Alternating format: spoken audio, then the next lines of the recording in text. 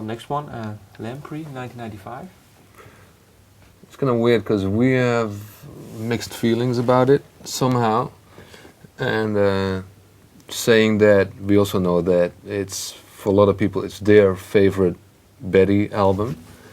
I think that we kind of mix up in the memory of the situation that we recorded the whole thing, because we were on a deadline.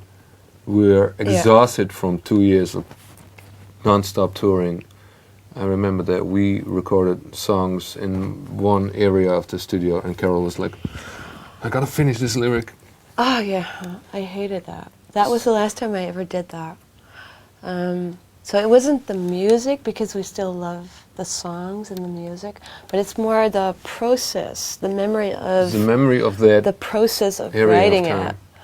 That I was working my ass off in the studio, and I couldn't really practice the songs with the rest of the band because they were already recording other songs that were just finished on the other side of the studio. And I was like, oh, never again. The next record from now on, I want everything finished before we go into the studio, because it's much more fun if you're sort of prepared and you don't have to do everything at the same time. Makes you less nervous as well. Yeah, so you can focus on just one thing, and that's recording. But did the song change? I mean, you recorded the songs for Lamprey. Did they change during, playing live during the years? Yeah, of course. Totally. Yeah. Because of that, because you had the time pressure, or basically they got into shape after like 3 months of touring that album. Yeah. Then we thought, if we only would have recorded them now instead of like 3 months before. That's true. Do you remember? album. 2 years later, Bunnies. Bunnies. Oh, Bearsville. Yeah. That was fun. That was in the mountains with, what's his name again? Bryce Goggin. Bryce Goggin. Yeah. He resembles Zwiebertje a lot, the Dutch... He doesn't. He does not he look really like looks like him. But Bryce Goggin, he's a smart guy. He's really smart, really, and his studio was great. The band had been recording their a lot of famous second people album. Recorded it in Bearsville. We saw tapes from Dolly Parton's sister, who has a career as well. Who knew? I didn't. For Baron, though, it was a difficult time, because he was in personal turmoil and left the band not very long after the tour of the third album.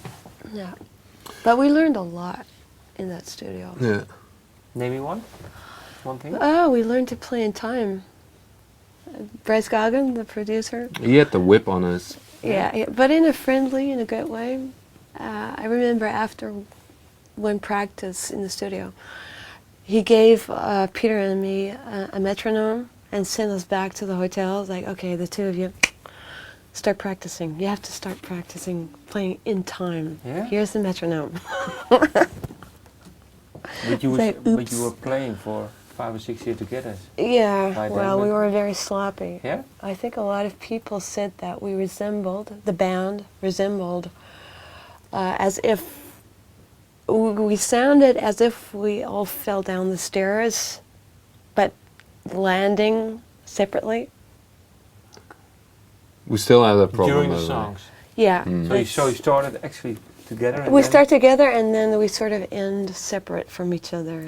If you listen to Palomine with the last song, Palomine Small, that's called, the end, you hear four different endings. Yeah, nobody's in time with the other. That's why everybody said, or a lot of our friends said, we think you're great, we love the songs, but you guys are a little sloppy. The clumsiness is charming. Yeah. Those kind of remarks. And you can only be charming for so long. With that. Yeah, it wears off. Totally. Okay.